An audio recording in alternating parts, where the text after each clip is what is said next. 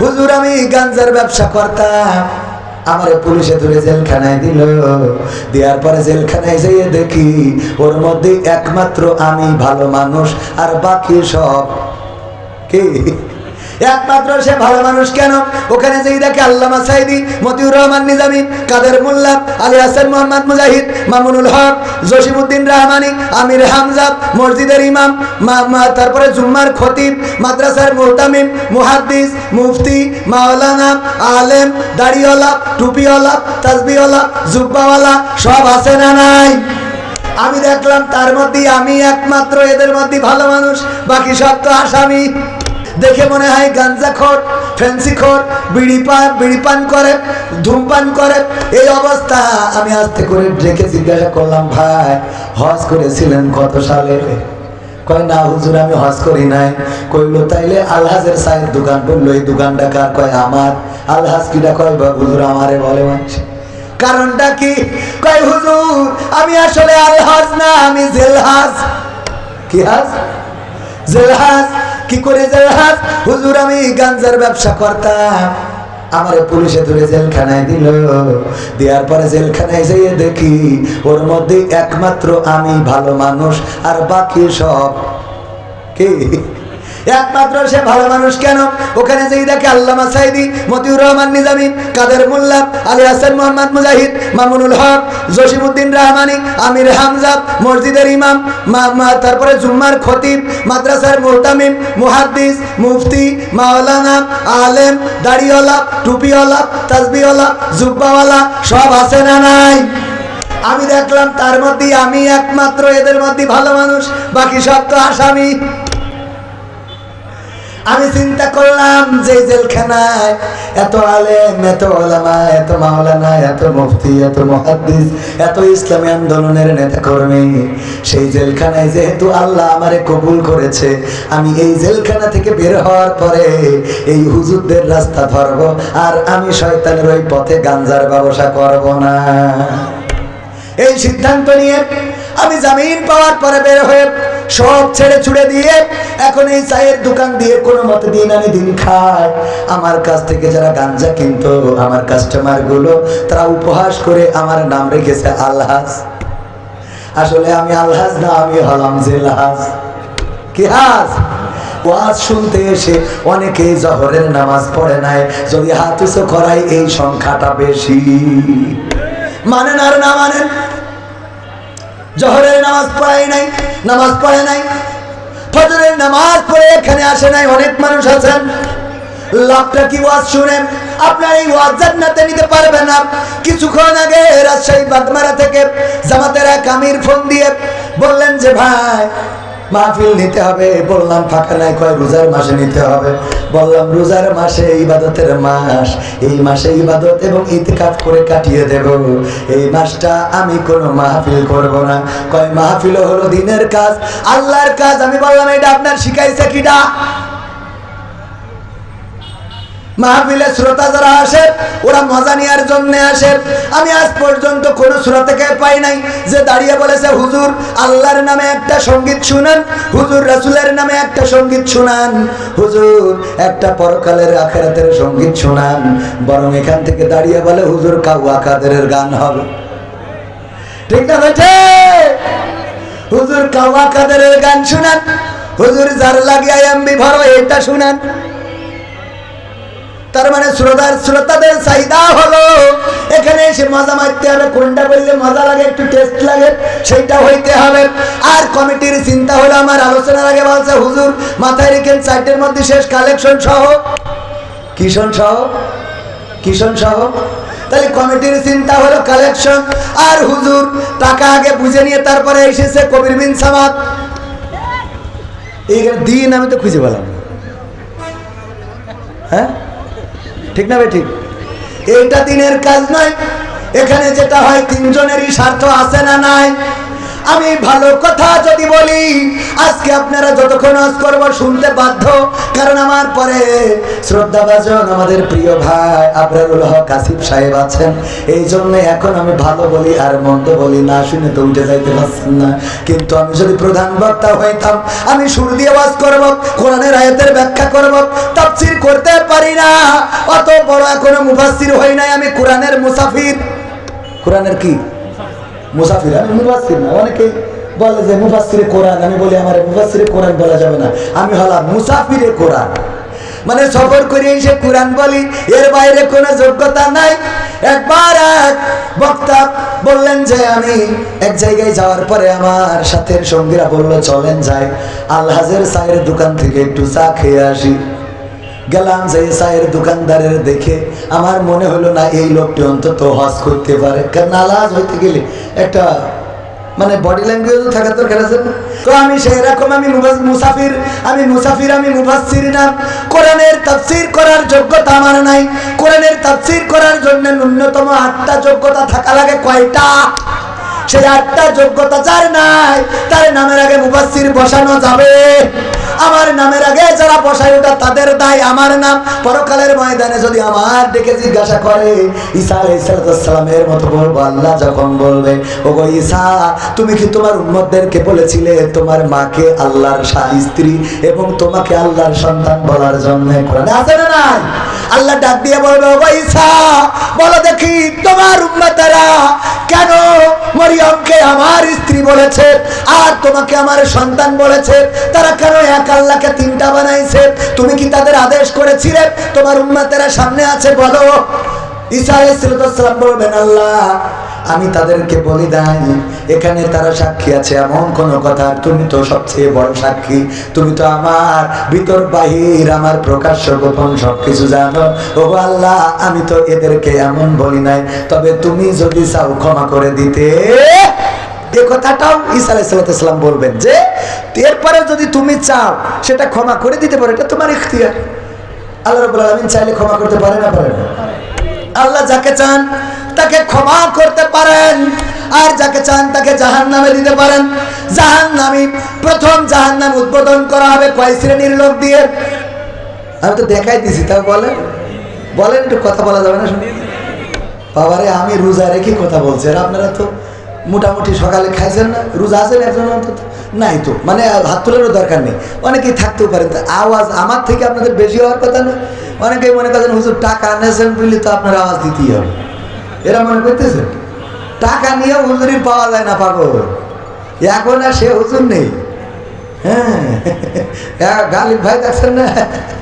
হ্যাঁ এখন সে হুজুর নেই, এখন কুপান দিয়ে তারপরে আনতে হবে। কথা কি বোঝা যায়? কন্ডিশন দিন দিন যত বড় হচ্ছে তত কন্ডিশন বাড়তেছে, এই করতে ওই করতে ওই করতে ওই করতে। হ্যাঁ আল্লাহ কবুল করুন, বলেন আমিন। মাহফিল যেদিন আল্লাহর জন্য হবে সেদিন আমি আল্লাহর জন্য করব। আমি বোঝাই দেবো, কেন বোঝাই দেবো? বোঝাবো।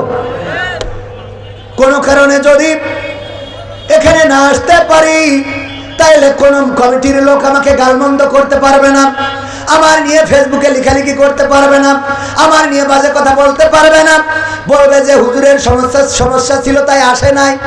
কথা বোঝেননি? ভালো করে বুঝাই দিই। আল্লাহর জন্য নামাজ পড়েন। কি পড়েন? নামাজ। এই মসজিদে জোহরের নামাজ যারা পড়েননি, কারোর কি ধরি কেউ কোনো কথা বলেছে?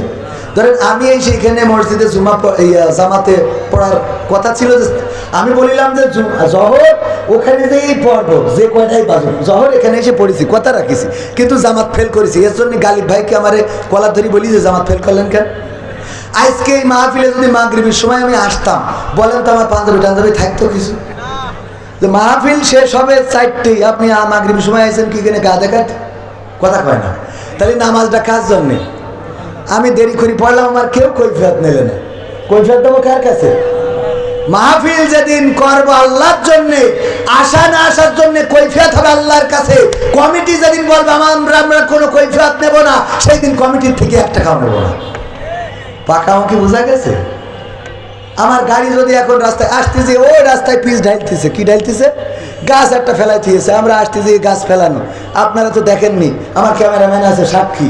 আমি আসার পথে গাছ ফেলানো, ওখান থেকে আবার ঘুরিয়ে যেয়ে এক সলিং দিয়ে ভাঙা রাস্তা দিয়ে হিন্দু পাড়াতে খ্রিস্টান পাড়াতে কমনে কমনে আসলাম। আমার তো টাইম মতো আসতেই হবে। যদি বলি আমার গাড়িটা খারাপ হয়ে গেছে, হুজুর আসতে পারে, কবে হুজুর গাড়ি খারাপ হয়েছে, আমরা উল্টো গাড়ি নিয়ে আসছি। আমার বউ হাসপাতালে, আমার মাকে আজকে ডাক্তারের কাছে পাঠালাম, আমার বোনকে দিয়ে, আমার ছোট বোনকে দিয়ে। আমার মা এতটাই অসুস্থ, 8 দিনে জানেন যে আমার চিকিৎসা ফ্রি। আর আমি গেলে তো 8 দিনের অন্য একেবারে ক্যামেরার সামনে দায়িত্ব নিয়ে বলছি যে আমি 8 দিন হাসপাতালে গেলে অন্য যারা অন্তত কবির বিন সাবাদকে চেনে তারা অ্যালার্ট থাকে যে যদি কোনো ফলস করি তাহলে বিপদ আছে।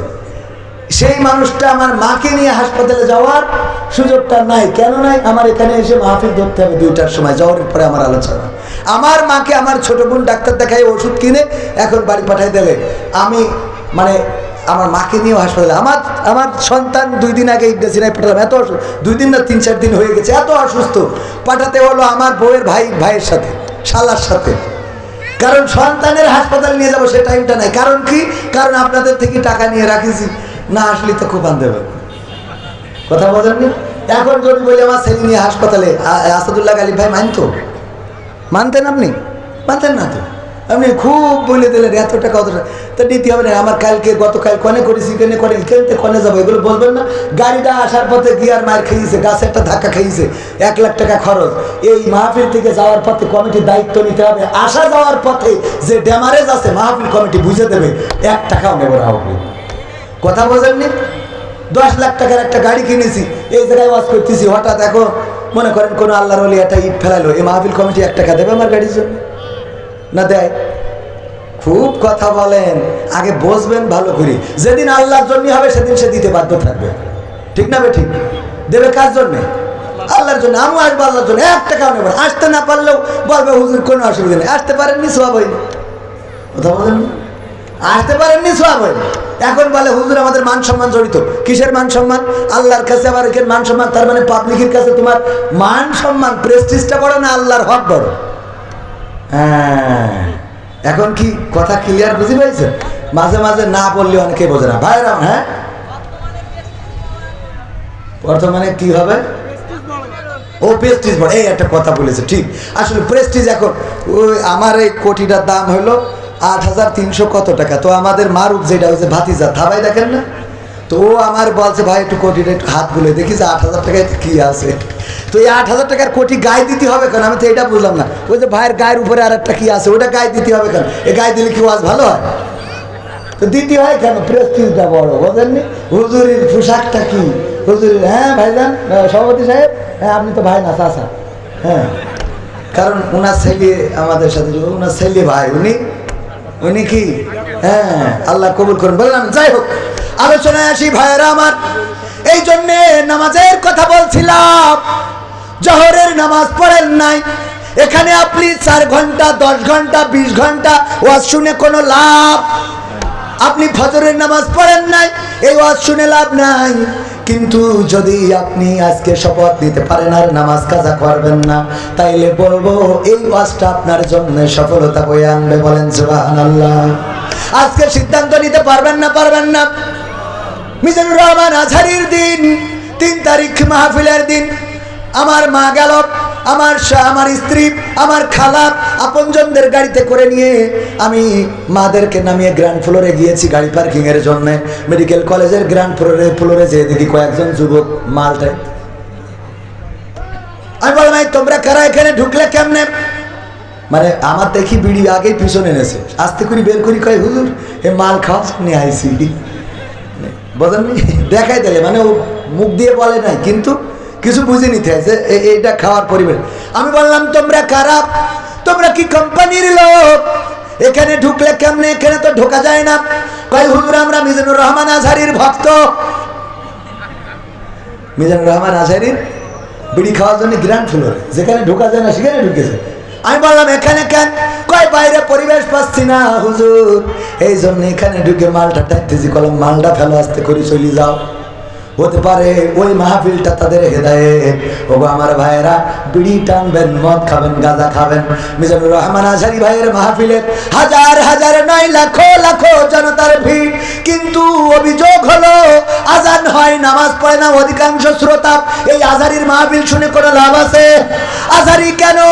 যদি এখন আল্লামা দেলোয়ার হুসাইন সাইদি শুরু নয়, মক্কার ইমাম সাহেব এসে যদি ওয়াজ করে আর আপনি সেই ওয়াজ শোনেন যে কাবার ইমাম, আর আপনি নামাজ যদি না পড়েন, ওই ওয়াজ শোনার স্যার আনা পয়সা দাম নাই। বরং এই ওয়াজে লাভ হইল কাদের? কমিটি যে উদ্দেশ্য নিয়ে দিয়েছে কিছু টাকা ব্যালেন্স যেন থাকে, ওদের ব্যালেন্সও থাকবে। আর বক্তা যে উদ্দেশ্যে এসেছে ভালো করে খাওয়া, পকেট ভরি টাকা পাওয়া, সেটাও হবে।